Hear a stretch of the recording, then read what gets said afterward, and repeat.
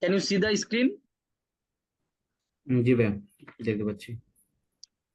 ওকে, আরো এখানে একটা, দুইটা, তিনটা বাকি আছে। ঠিক আছে,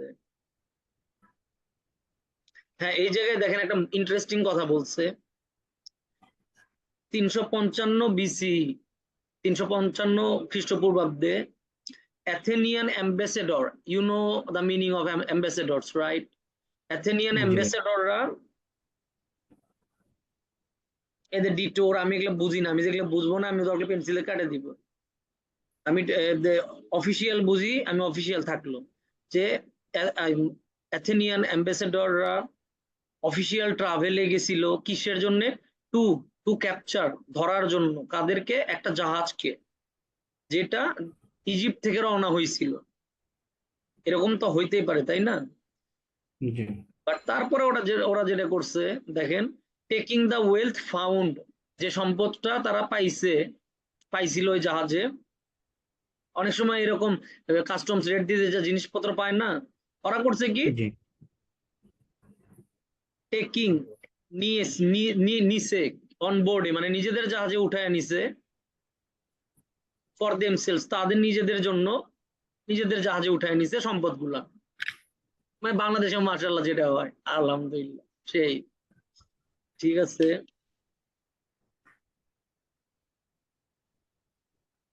এই ব্যাপারে কোথায় কি ছিল এখানে দেখি।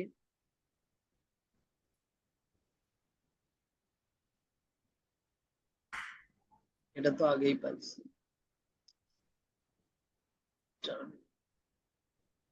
প্রাইভেসি, ঠিক আছে ঠিক আছে, এটা তো আমার অপশনে নাই, ভালো। প্রফিটেড গ্রেটলি ফ্রম, আচ্ছা আমার এখনো অপশন গুলো নাকি আমি দেখি বাবা, নাইলে আমি কনফিউজ হয়ে যাচ্ছি। আপনারা যেরকম রিয়েল এক্সামে বা মক টেস্টে যে ডিনায়াল তো আমরা পাইছি, ডিনায়াল বুঝাই দিছিলাম না রাশেদ? জি ভাইয়া, ডি নাম্বারের এটা। এই যে ডিনায়াল, এটা কাটিনি দেখে প্রবলেম হয়েছে, এরকম প্রবলেম আপনাদেরও হয়। আমি দেখছি, আমি মক টেস্টের প্রশ্ন দেখি স্টুডেন্টদের, ওরা সবাই এরকম করে দাগায় না যে এটা আমি পাইছি, এটা আমার দাগাতে হবে। ঠিক আছে, তাইলে আমার বাকি থাকলো কোনটা কোনটা? এটা বাকি আছে আমার, আর এটা বাকি আছে। এই দুইটাতে কি লেখা? ইরাডিকেট, প্রায় পাইরেসি ইরাডিকেট করার ক্যাম্পেইন চালানোর ব্যাপারে কোথায় লেখা আছে দেখি।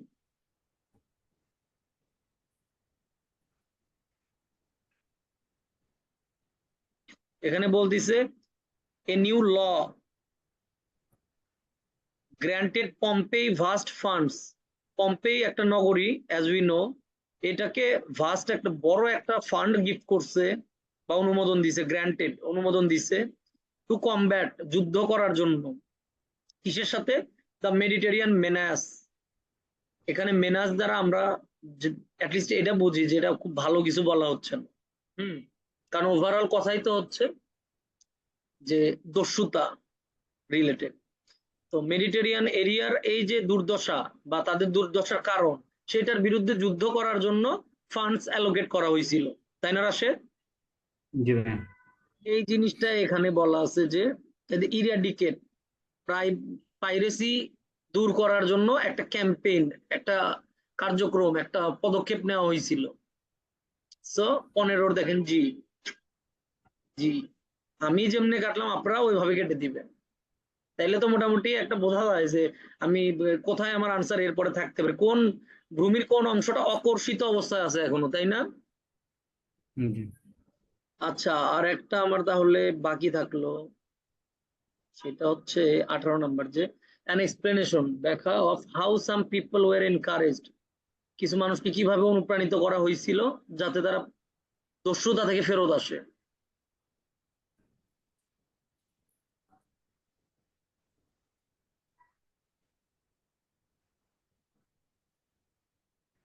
আচ্ছা, আসল জিনিসই তো ভুলে যাই বারবার।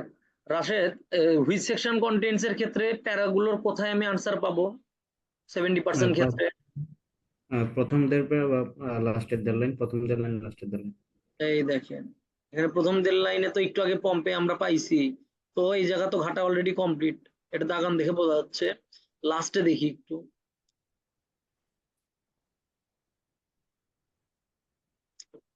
এই যে প্রসেস, মানে তো ইয়াদের বিরুদ্ধে, দস্যুদের বিরুদ্ধে যুদ্ধ করো, তাদেরকে শেষ করে দাও। আচ্ছা, এই প্রসেসে কি হইলো? কন্টিনিউড, চলছে আনটিল, কখন পর্যন্ত চলছে এই প্রসেসটা, দস্যু দূরকরণ process? Until the entire Mediterranean was free of pirates, যতদিন পর্যন্ত পুরো মেডিটেরিয়ান এরিয়াটা দস্যুতা থেকে মুক্তি না পাইছে। অলদো, যদিও থাউজেন্ডস অফ পাইরেটস, হাজার হাজার দস্যুরা মারা গেছে at the hands of Pompey troops, পম্পের সৈন্যদের হাতে হাজার হাজার দস্যু মারা গেছে।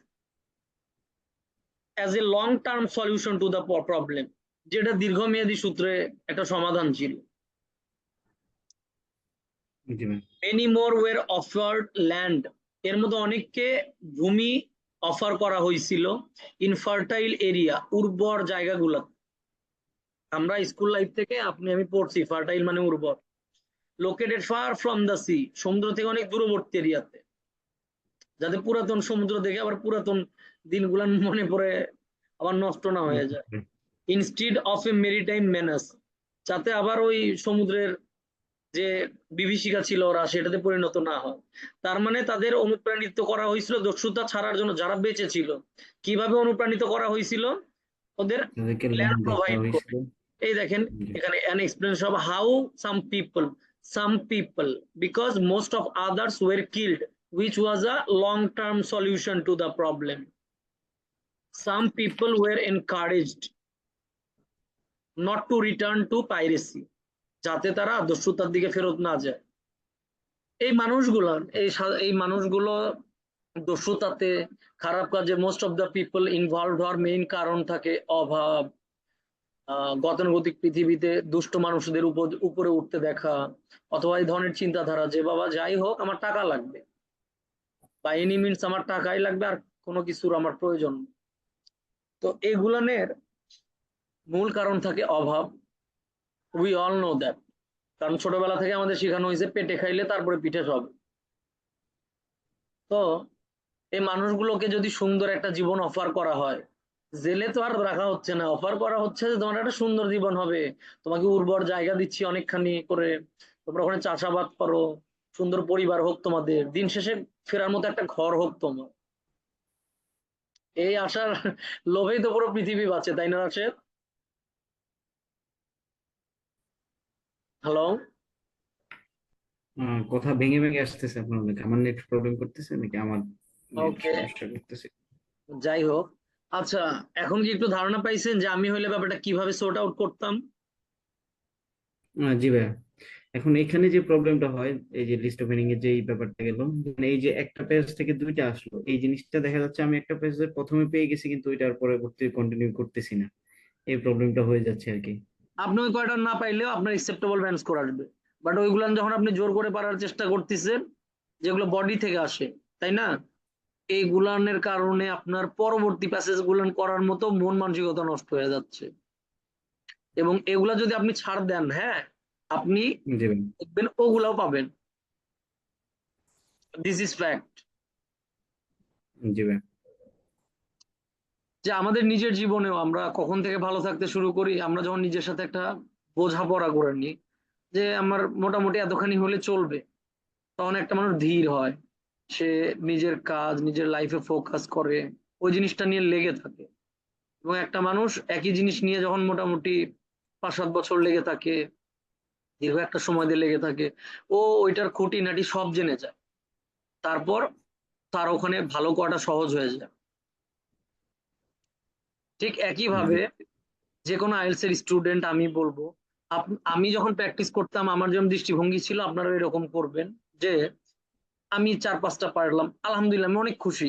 যেগুলো পারিনি ওগুলোও আস্তে আস্তে পারবো, ওগুলো দিবে তো আল্লাহ, জেতানোর মালিক আল্লাহ। হ্যাঁ, আমার দৃষ্টিভঙ্গি থাকবে, as a student who is preparing for IELTS exam, I must keep on practising. আমি যদি জি ভাই। রোজ আমার ঘাটতিগুলোর দিকে ফোকাস করি, এটা আমাকে মানসিকভাবে আরো দুর্বল করে দিবে। এর ক্ষেত্রে আমি একটা বিখ্যাত ব্যক্তির উক্তি বলতে চাই যে as you know, I hope you know that Shahrukh Khan উনি রোজ নিজেকে সকালবেলা আগে ট্রেনিং করাতো, মানে বুঝাইতো নিজে কিছুক্ষণ যে এই ওয়ার্ল্ডের মধ্যে আমি বেস্ট। হুম, আমার চেয়ে চমৎকার অসাধারণ কেউ হইতে পারে না, I will win this world. আর আমরা সাধারণ মানুষরা সারাদিন কি করি, এই ভুল, এই সমস্যা, ফিস আমার এই কথা শুনতেছে না, এই ব্যাপারে তো অনেক জটিলতা আছে। মানে সারাটা দিন আমরা 365 দিনে কয়দিন আমরা নিজেদের এই ট্রেনিং দেই, বুঝাই যে আমি সবচাইতে চমৎকার, আমি যাই হই যেমনই হই। এরকম উইনিং অ্যাটিটিউড রাখলে, as you are a motivational speaker as well of a renowned organization, I hope you know that our brain is like magnets. If you will be focusing on strength, your strength will grow in the long run. Understood? জি ভাই। আচ্ছা,